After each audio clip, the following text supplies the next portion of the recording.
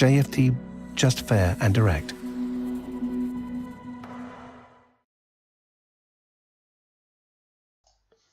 Okay, hello and good morning, everyone. Welcome to JFD Traders Espresso with me, Darius Anucauskas. Today is the 14th of January 2021. So, welcome everyone. Welcome to this Thursday's morning session where we're going to have a very quick look at the markets, a few of the charts, some of the charts that we looked at yesterday, just to see how everything's getting along. But as always, guys, before we do that, let's quickly have a read through our risk disclaimer. So, the content we produce does not constitute investment advice or investment recommendation. It should not be considered as such and does not in any way constitute an invitation to acquire any financial instrument or product. As always, a few seconds for you to read the rest and we can continue.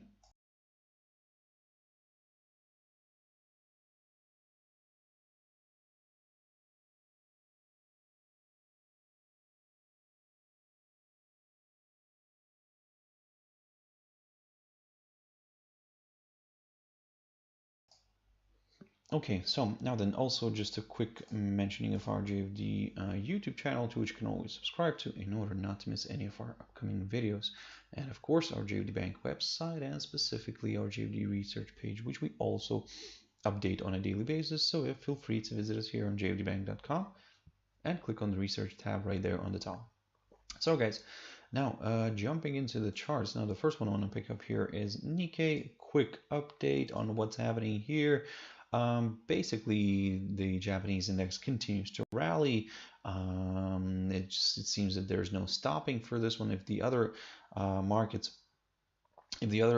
indices are kind of, let's say, either flat, either kind of bouncing around, this one is just straightforward to the upside. So so far everything's on target here. My next aim here was this 29,519 level, which is the lowest point of May of 1990, and then we'll take it from there, guys. But for now, everything seems to be working out nicely.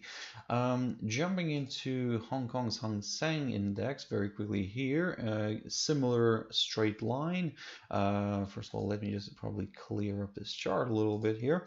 Now, yep, we can see that basically the index continues to move on a straight line to the upside under, it seems like a 45-degree angle here, just to the upside. And now what I'm going to be aiming here for is, and by the way, we're not very far from one of the key resistance levels here. And let me just put this one on the chart, guys. If I can capture it this way right here, there we go. So that's the level that I'm keeping an eye on. We are very close to it. Let's put it this way. This 28,492 level, that's marked by the high of the 21st of January of last year. Of course, if that gets overshot, then my next target, and let me just adjust this very quickly up, and if that gets overshot, my next target will be this low here, the low of the 20th of January, and that's roughly around the 28,795 territory. And of course, don't get me wrong, I mean, if that continues to rally further, then we might even test the highest point of last year, which is roughly around the 29,169 level right here. So again, a bunch of good levels to watch, but first one, of course, is the high of the 21st of January of last year. So keep your eyes on that one, guys.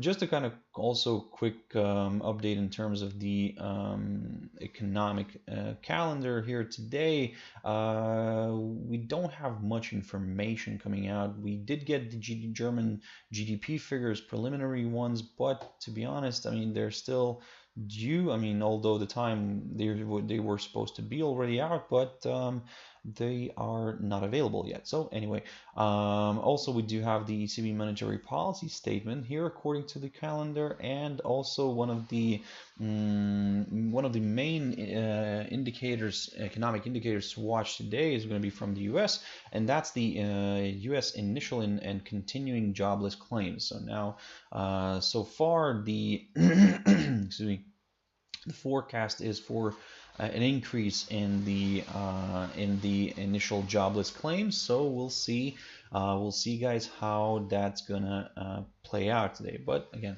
be very careful on that. Now coming back to the markets, jumping into the charts here, the German index Dax is trading still above, overall it's still trading above this upside support line drawn from the low of the 19th of March. However, from the more of a short-term perspective, you can see that from the beginning of this week, basically, what I was saying, that the index continues to kind of balance above this 13,907 zone. So in a way, for now, we're just going to continue monitoring that that hurdle here, that level, because so far it's, although yes, it gets violated, but it's kind of acting as a good plateau for this index. In other words, yes, we are still a little bit more on the positive side. However, if you want to look at some higher levels, well, preferably I would like to see maybe a push above this 14,131 zone right here. This way, the index would confirm a forthcoming higher high, and yep, more buyers could join in. In terms of the downside, I would prefer to first, of course, on the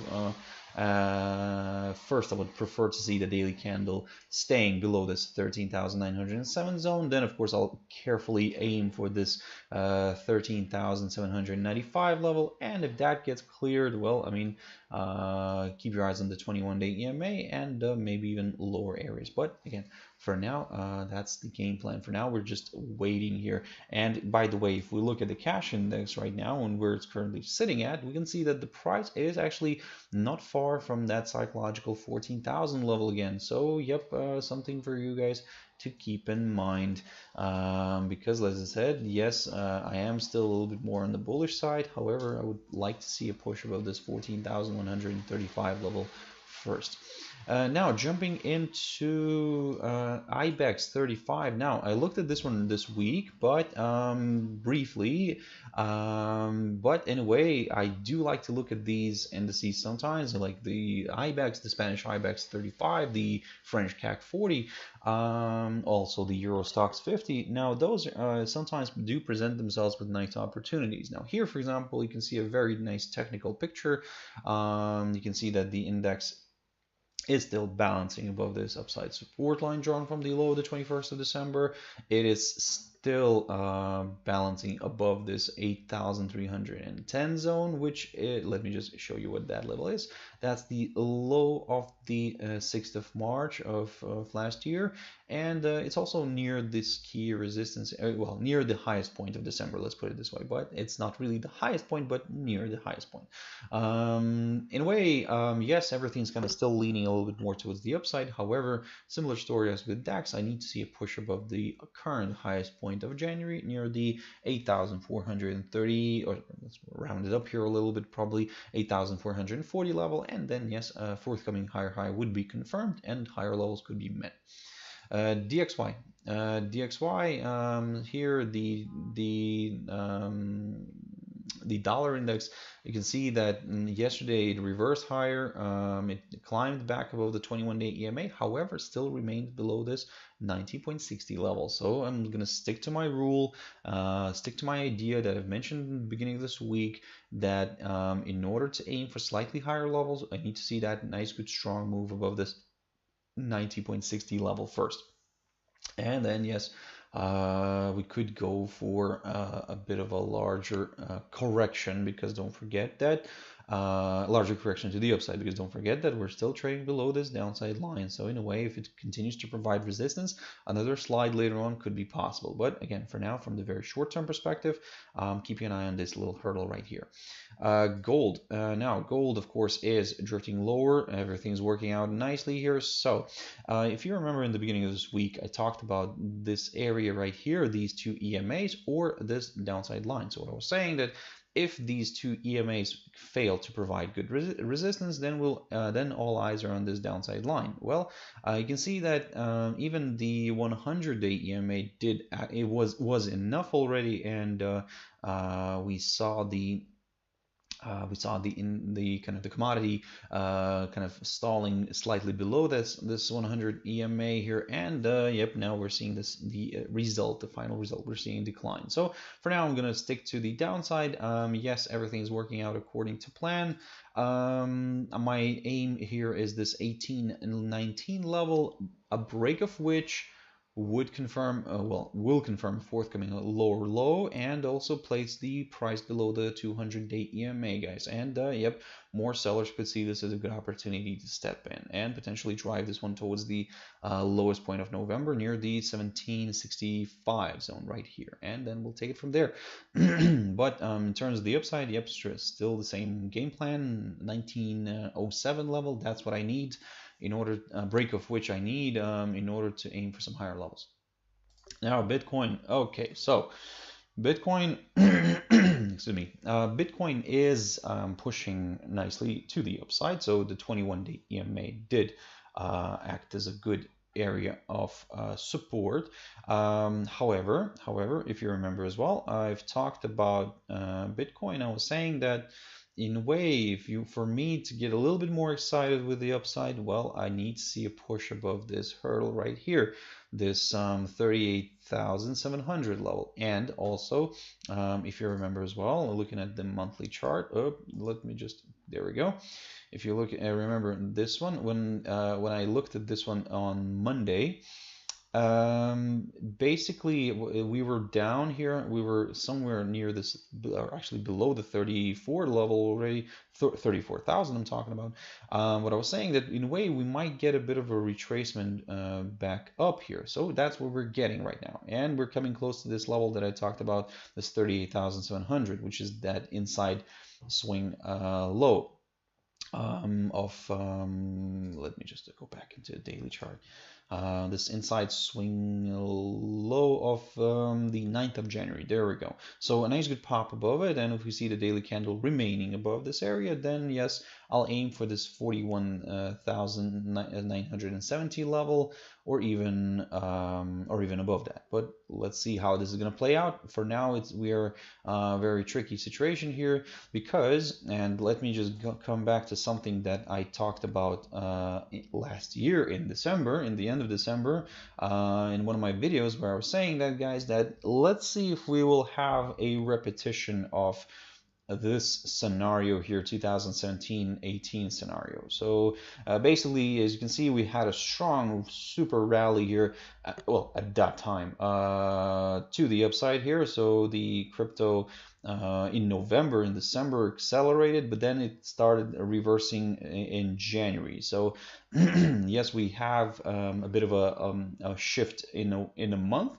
So let's see if the February month will be to the downside. But again, that's a bit of speculation here, guys. Maybe it's going to continue rallying, but if not, if it starts shifting back down here, then, well, keep in mind this scenario right here, guys, that we had in 2017-18. Now, okay, so jumping into a few pairs. Excuse me. Jumping into a few pairs. Now, AUDCHF, I haven't looked at this one for quite a while, well, since last year actually, because last year I was talking about this little barrier right here, the 0.6713, a break of which will confirm a forthcoming higher high, and yep, we could see this one pushing further north. As you can see, we actually did travel quite decently already to the upside, and now in a way trying to find a good resistance area. And to be honest, the good resistance area has been found already by itself. So this level right here, let me just zoom in here a little bit. That's the is that the correct high? There we go. So yep, the 0.6888 level. You can see that so far the pair is stalling near this area. That's the highest point of November of 2019.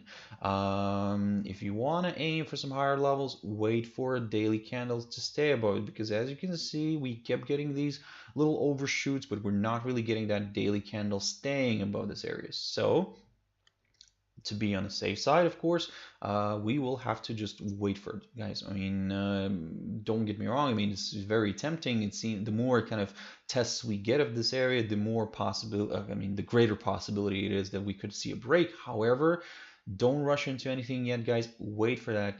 Wait for that break, and then do something about it. But of course, always have your stop loss in place. I mean, I cannot stress that enough, and especially in situations like these where, although you think that yes, I mean, great, I mean, we'll break, it will go higher, but given that we are already quite extended here, even in the short run, so there could be a possibility to see a bit of correction, so to the downside. So but for me to get a little bit excited about that idea, I would probably start looking at the correction on a drop below this little hurdle right here, the 0.6833 mark, and then yes, I'll aim for this upside line drawn from the low of the 20th of October. A quick update on Adcad, similar story here, somewhat of a similar story, I would say. The only little problem here is that we're stuck in a little range, roughly between the 0.99 level here on the upside and the 0.9813 on the downside. We are, of course, closer to this level here, the lower one, but if that gets broken, then yep, I'll start aiming for a bit of a larger correction to the downside. Well, first of all, of course, at least towards this 21-day EMA, and then I'll take it from there. But again, for now, guys, be very careful here. Also something to keep in mind now, I mean, this is just an idea for now, but maybe it's going to work out, maybe not, so that's why I'm not really kind of putting too much emphasis on it, but this could end up maybe being a possible descending triangle here. However, again, it's this is the lower side of it, this is the upper side of it, and maybe it depends on how this is going to move here further. If it's going to continue trading here for some days here, maybe yes, then I'll consider this as a potential descending triangle. However, it depends again. Maybe actually it's going to be just a falling channel or something like that in the short run. So yeah, there's a lot of things to consider here on this pair. However, that's why I'm trying to keep it short and simple. For me, for the upside, I need to see a push above the 0.99 level.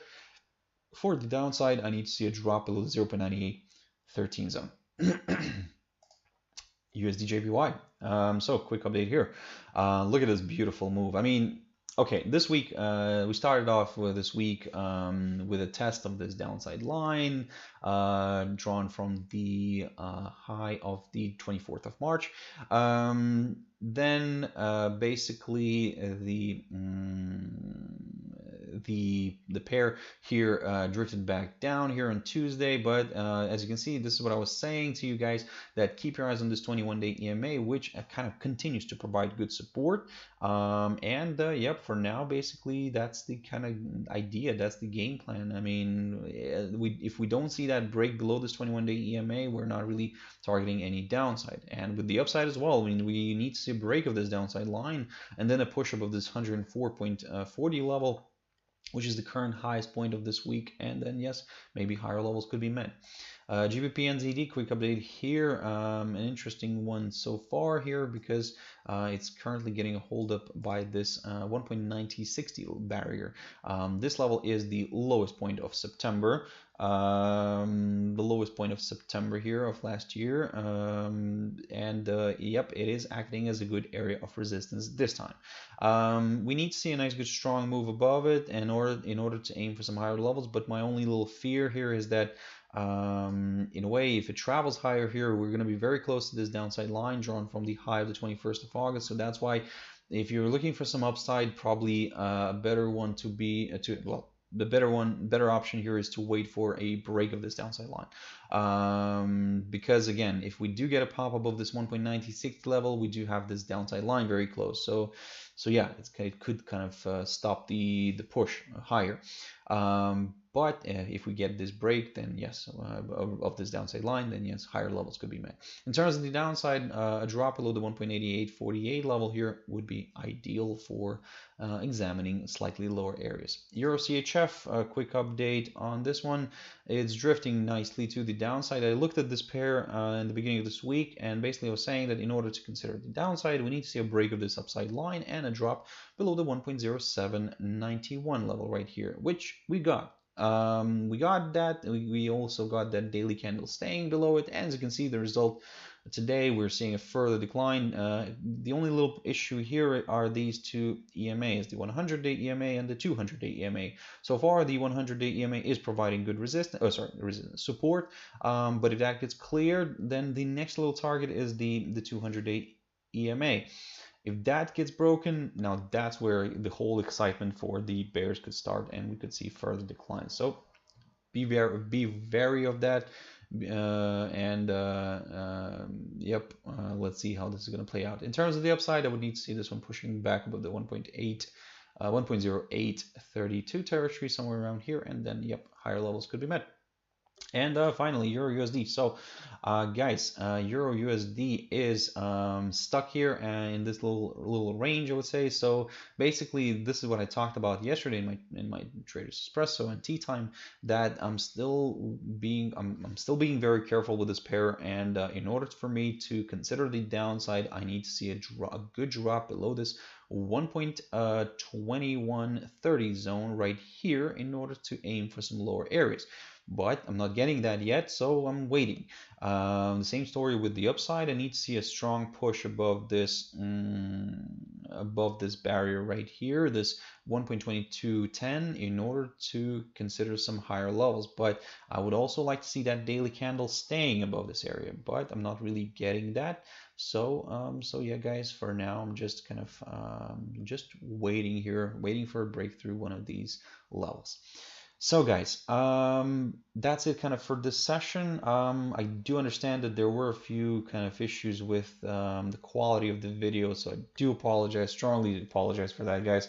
Like I said, I'm not really doing the videos from my normal place. So yeah, hopefully you can understand, guys, and hopefully you can forgive me for that. So yeah, thank you very much for your patience. Thank you very much for still joining in and watching this one till the end. I really appreciate your time, guys, and I hope you found it useful. If you want to catch my videos later on, my Traders Tea Time is always 14:15 GMT. For now, guys, have a wonderful trading day. Stay safe, and I'll see you later. Thank you very much, and bye-bye.